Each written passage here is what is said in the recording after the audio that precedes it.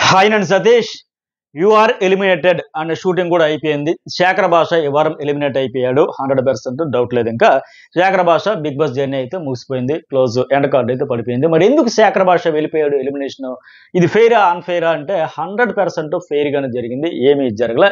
ఎందుకు రీజన్స్ ఏంటి అని చెబుతా. ఇప్పుడు శేఖర్ భాష అంటే హౌస్లోకి వచ్చే ముందు ఇతను బిగ్ బాస్ 8 కంటెస్టెంట్ గా వస్తున్నాడు అయినప్పటికే ఎక్స్పెక్టేషన్స్ భారీగా ఉన్నాయి. నేను గత వారం కూడా ఇదే చెప్పి అంచనాలు ఎక్కువగా ఉన్నాయి. చాలా సినిమాలకి ఇలాంటి అంచనాలు ఎక్కువైతే అది కొద్దిగా బెడిసికొట్టే అవకాశం ఉంటుంది, ఫ్లాప్లు అయితేనట్టుగా అట్లా ఉంది. ఎందుకంటే ఈ ఎక్స్పెక్టేషన్స్ ఏ రేంజ్ లో ఉన్నాయంటే ఈ మధ్య కాలంలో ఆ పర్టికులర్గా ఏదైతే రాజ్ తరుణ్ అండ్ ఆ అమ్మాయి లావణ్య ఇష్యూలో ట్రెండింగ్ వైరల్ టాపిక్ న్యూస్ లో ఉన్న క్యాండిడేట్ ఎవరంటే శేఖర్ భాష. వైల్డ్ స్టాండ్ తీసుకుంటాడని బిగ్ బాస్ హౌస్ లో కూడా అంచనాలు ఉన్నాయి. ఎందుకంటే అక్కడ క్లియర్ గా తను నమ్మిన దానికోసం ఆ రాజ్ తరుణ్ కంటే ఆ అమ్మాయి కంటే ఇతడు ఎక్కువ హైలైటెడ్ వాళ్ళ ఇష్యూలో. ఏ న్యూస్ ఛానల్ పెట్టినా ఇతడే తాను చూసింది, తను నమ్మింది, తనకు తెలిసింది ఇది అని సో అని చెప్పి కుండ బద్దలుగొట్టని చెప్పి చాలా హైప్ అయితే వచ్చింది. వైరల్ అయ్యాడు, ట్రెండింగ్ అయ్యాడు. సో ఇలా ఇక్కడ కూడా ఒక స్టాండ్ తీసుకుంటాడని భారీ అంచనాలతో హౌస్లోకి అయితే అడుగు పెట్టాడు. ఎక్కడ చూసినా ఎప్పుడు చూసినా శేఖర్ భాష ఆర్జే కంటే ఎక్కువగా ఈ ఇష్యూ వల్ల ఎక్కువ పాపులర్ అయ్యాడు. అయితే రాజ్ తరుణ్ కోసం స్టాండ్ తీసుకున్నాడు కదా, బిగ్ బాస్ హౌస్ లో కూడా అలాంటి స్టాండ్ తీసుకుంటాడు. అలాంటి సందర్భాల్లో గొడవలు అయ్యేటప్పుడు ఇంకా నెక్స్ట్ లెవెల్ ఇంకా అన్ని మసాలాలు ఉంటాయి కనుక బిగ్ బాస్ హౌస్ లో ఇవన్నీ ఉంటాయి అనేది ఒక ఎక్స్పెక్టేషన్స్ తో రావడం వల్ల ఇక్కడ రచ్చరంబోలా చేస్తారనే ఫీల్ అయితే ఎక్కువ మందికి కలిగింది. కానీ ఇక్కడ కంప్లీట్ గా డిఫరెన్స్ ఆదిత్య ఎంపైరైన శేఖర్ భాష అనేది మనం చూసాం. ఎట్లా వచ్చాడు హౌస్ లోకి? సాఫ్ట్ గా, కామ్ గోయింగ్ గా, పొలైట్ గా, ఏ ఇష్యూలో దూరకపోవడం, అసలు వేలు పెట్టకపోవడం, నాకు అవసరం అన్నట్టు దూరంగా ఉండడం, ఇట్లా ఉన్నాడు తప్ప పోయిన అలాగనే అటు కామెడీ కంప్లీట్గా full jovial jokes, next level కడుపులు పగిలే కామెడీ అంటే అది కూడా కాదు. లైట్ వేలో టచ్ చేసినట్టుగా, చెప్పినట్టుగా, జోక్ వేసినట్టుగా, ఇలా లైట్గా కామెడీగా మాట్లాడడం. పోనీ అట్లా అని మనం డిబేట్లో చూసినట్టుగా సీరియస్ పర్సన్ అనుకుంటే ఏంటి ఎంత ఓపెన్గా మాట్లాడుతున్నాడు, కుండ బదులు కూడా చెబుతున్నాడు అంటే ఆ సీరియస్ పర్సన్ అంటే అది లేదు. ఆ రోజు మనం టీవీలో డిబేట్లో చూసిన శేఖర్ భాష ఇతడేనా, ఇప్పుడు బిగ్ బాస్ హౌస్లో ఉన్న శేఖర్ భాష కూడా ఇతడేనా అనే పరిస్థితి కనిపించింది.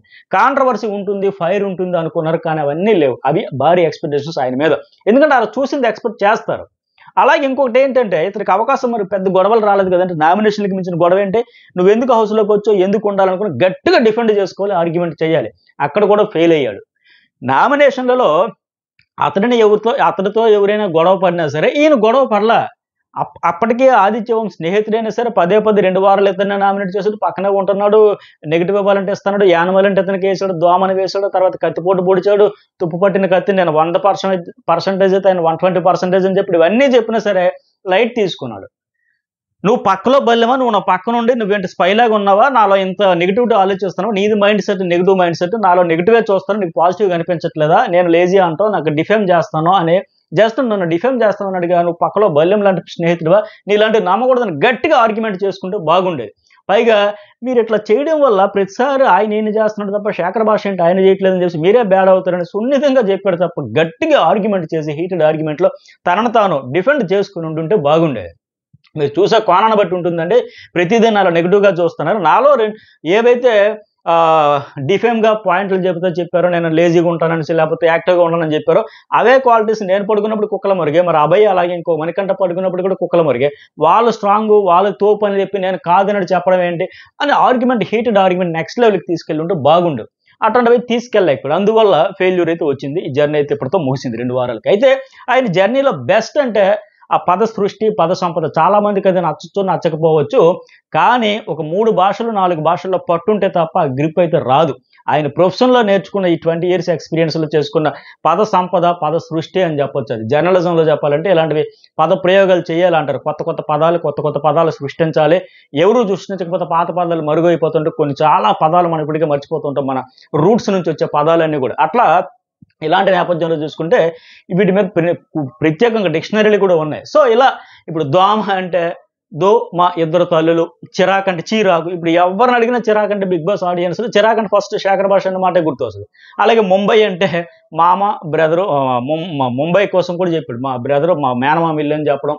ఇట్లా అలాగే వీరా అని చెప్పి చిన్న జోక్స్ ఇట్లా చేసాడు. అదైతే నిజంగా గ్రేట్ అని చెప్పొచ్చు.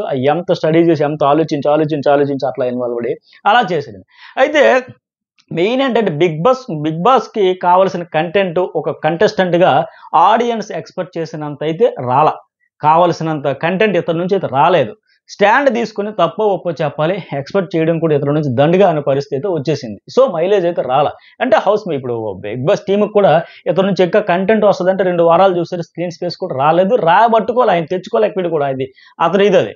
సో అందరూ కూడా ఇంకా హౌస్లో నిద్రపోతుంటాడు, లేజీగా ఉంటాడు, డల్గా ఉంటాడు, ఇలాంటి రీజన్స్ చెప్పారు నామినేషన్స్ అన్నింటిలో.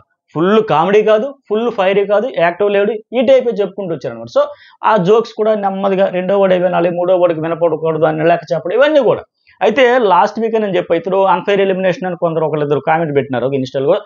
అన్ఫైర్ కాదు, ఎందుకంటే ఇన్ని రీజన్స్ లాజిక్స్ అన్నీ చెప్పాను నేను. పైగా లాస్ట్ వీక్ కూడా నేను చెప్పా, ఆదిత్యతో పాటు లాస్ట్ వీక్ అంతా ఇతను డేంజర్లో ఉన్నాడు అని చెప్తే శేఖర్ భాష తోపు దమ్ము ఉంటే ఆపు అన్నారు. కాదు, ఆయన ఓటింగ్లో లీస్ట్ ఉన్నాడు. ఎందుకంటే కనెక్ట్ అవ్వాలా, ఒక బిగ్ బాస్ కంటెస్టెంట్గా ఆడియన్స్ని కనెక్ట్ అవ్వాలా. పైగా ఈ వారం కూడా పృథ్వీతో పాటు ఉన్నాడు. అలా ఇంకా నేను ఈరోజు మార్నింగ్ వీడియోలో ఫుల్ క్లారిటీ ఇచ్చా, క్లియర్గా అబ్జర్వ్ చేస్తే నేను ఎంత నాగ్గా చెప్పానంటే అదే నర్మగర్భంగా చెప్పా. సీత 7% వచ్చింది, ఈమె సేవ్ అయిపోతుందన్న అంచనా ఉంది, ఈమె అయిపోతుంది, రీజన్స్ కూడా చెప్పా. అలాగే నెక్స్ట్ వన్ శేఖర్ భాష, కొద్దిగా ఇతని నుంచి కంటెంట్ వస్తుందా ఇంకా దండగా అనే పరిస్థితి ఉంది. అలాగే ఆదిత్య వంకేమో కొన్ని విలేజ్లకి అయితే కొంత సర్వీస్ చేశాడు, వాళ్ళు ఇప్పుడు బాగా ఫొటోస్ వీడియోస్ అన్ని వైరల్ అవుతున్నాయి. వాళ్ళు మరి ఓట్లు వేసి మాకోసం ఇంత చేశాడు, ల్యాప్టాప్స్ ఇచ్చాడు, బుక్స్ ఇచ్చాడు, విలేజ్ని డిజిటల్ విలేజ్ కింద చేసే ప్రయత్నం చేశాడు, ఇవన్నీ కలిపి వాళ్ళు కొంత ఓట్లు వేస్తారు. లాస్ట్ 2 డేస్లో గట్టిగా ఆయన ఓటింగ్ పడితే ఆయన కూడా సేవ్ అయిపోతాడు. అట్లాగే పృథ్వీతో పోల్చుకునే ముగ్గురు 6% ఓటింగ్తో ఉన్నారు కదా. పృథ్వీలో ఫైర్ ఉంది, లాజిక్స్ ఉన్నాయి, అంటే స్ట్రాటజీస్ ఉన్నాయి, ఫిజికల్ అన్నింటి ఆడతాడు అన్నాడు. సో ఇలాంటప్పుడు టఫ్ కాల్ వచ్చేటప్పుడు ముగ్గురు 6%తో నువ్వు నేను హోరాహోరీ పోరాడేటప్పుడు సీత కానీ ఆదిత్యకి ఆ రకంగా ఓటింగ్ పడిందని చెప్పడం, కానీ ఆదిత్య కూడా కంటెంట్ అసలు లేదనే చెప్పాలి, కానీ ఓటింగ్ అక్కడ పడతా ఉంది. అప్పుడు ఆయన చేసిన కోవిడ్ టైంలో అంబులెన్స్లు ఇవ్వడం వీటన్నిటి వల్ల ఆ ఓటింగ్ అది వల్ల ఒకవేళ సేవ్ అయిపోవచ్చు అని చెప్పా. పృథ్వీ కోసం కూడా ఫైర్ ఉంది, ఆటలు ఆడతాడు, లాజిక్స్ చెప్తాడు, స్ట్రాటజీస్ ఉంటాయి, ఇవన్నీ ఉన్నాయి. కాబట్టి ఈ టఫ్ కాల్ వచ్చినప్పుడు కంటెంట్ ఎవరి వల్ల వస్తుంది అని కంపేర్ చేసుకున్నా. సీత వాయిస్ ఉంది, పాయింట్స్ ఉన్నాయి, ఇతనికి పృథ్వీకి ఉన్నాయి, ఇలా ఏ రకం చూసుకుని అంత బొటాబొడ్డి వచ్చినప్పుడు కూడా ఈ శేఖర్ భాషతో కంటెంట్ అయితే తక్కువ. పైగా లాస్ట్ వీక్ ఓటింగ్లోనే క్లియర్గా అర్థమైందండి, ఇతను డేంజర్ జోన్లో ఉన్నాడు. ఈ వారం గట్టెక్కిపోయినా ఖచ్చితంగా తన మార్క్ ఇది, తన స్టాండ్ ఇది, తన ఫైర్ ఇది, తనను తాను ప్రూవ్ చేసుకుని ప్రతి అవకాశాన్ని వినియోగించుకోవాలి, లేకపోతే కష్టం అని చెప్పినట్టుగా మొత్తానికి ఈ బడ్డీగా ఏదైతే వచ్చారో లాస్ట్ వీక్ ఈయన బడ్డీ బేబక్క, ఈ వారం రెండో వారం ఇతరు ఈ ఫస్ట్ బడ్డీగా వచ్చారు, మొదటి 2 వారాలు వీళ్ళైతే వెళ్ళిపోయారు. సో అన్ఫైర్ అయితే కాదు. గత వారం కూడా లీస్ట్లో ఉన్నాడు. కావాలని కొందరు శేఖర్ భాష అంతా ఎంతో ధూమ్ ధామ్ అనుకునే హైప్ క్రియేట్ చేశారు. ఆ హైప్ని బట్టి మీరు నమ్మేకండి, భ్రమలు క్రియేట్ చేస్తూ ఉంటారు అనమాట. అదేం కాదు. క్లియర్గా హౌస్లోకి వచ్చాక హౌస్మేట్గా ఒక కంటెస్టెంట్గా ఎట్లా కనెక్ట్ అయ్యాడు, ఎంత ఓటింగ్ తెచ్చుకున్నాడు, ఎన్ని సందర్భాల్లో ఎమోషనల్ జర్నీ వచ్చింది, ఇవన్నీ చూడాలి. అంతే తప్ప బయట ఏదంటే ఇంతకంటే పెద్ద 30 లక్షలు 40 లక్షలు ఫాలోవర్స్ ఉండేవాళ్ళు సోషల్ మీడియాని షేక్ చేసిన ఒక వీడియో వేస్తూ వైరల్ అయిపోయిన ట్రెండింగ్ ఏరియాలో వచ్చి ఏమైంది, కొంతవరకు జర్నీకి ఉపయోగపడుతుంది. అలాగే ఇతనికి వచ్చే ముందు ఇది వచ్చింది హైప్, ఆ వచ్చిన దానివల్ల ఎక్స్పెక్టేషన్స్ పెరిగినాయి, దానికి తగ్గట్టు అక్కడ అది అట్రాక్ట్ చేసుకోలేదు. ఇప్పుడు దీనివల్ల అయిపోయింది తప్ప మీరు క్లియర్గా లాస్ట్ వీక్ నా వీడియోలు చూసిన ఎవరు మార్నింగ్ వీడియో మరొకసారి చూడకపోతే చూడండి, అక్కడ కూడా ఈ 6-7 మధ్యలో ఉండే వాళ్ళకి ఈ పాయింట్స్ కూడా చెప్పి ఇవన్నీ చెప్పి ఎలా ఉంటుంది అంటే. అలాగే ఈవినింగ్ కూడా ఒక వీడియో వేసా, క్లియర్గా అయితే ఆయనది ఫెయిర్ ఎలిమినేషన్, కంటెంట్ ఉన్న రాదు, ఓట్లు కూడా కనెక్ట్ చేసుకోవడం ఫెయిల్ అండి. సో మీకేమనిపించింది, లైక్ కామెంట్ సబ్స్క్రైబ్ అయితే చేయండి. అలాగే ఎప్పటికప్పుడు నా ఇన్స్టాలో కూడా అప్డేట్స్ అని చాలా ఎర్లీగా షేర్ చేస్తూ ఉంటాయి, అవి కూడా చూడండి, చాలా ఇంట్రెస్ట్గా ఉంటాయి. ఇవాళ ఏం జరగబోతుందో హౌస్లో, వాట్ నెక్స్ట్ అనేది కూడా చాలా అప్డేట్స్ షేర్ చేసుకున్నా. ఇన్స్టా ఫాలో అవ్వండి, అలాగే సబ్స్క్రైబ్ కూడా చేసుకుని, లైక్స్ మీరు అన్ని ఎక్కువ చేస్తే నేను అన్ని ఎక్కువ అప్డేట్స్ మీకు ఎర్లీగా షేర్ చేసుకుంటా. ఆ రకంగా నన్ను ఎంకరేజ్ చేయండి, మీకు ఫుల్ ఎంటర్టైన్ అప్డేట్స్ అన్నీ ఇస్తూ ఉంటాను. Thank you.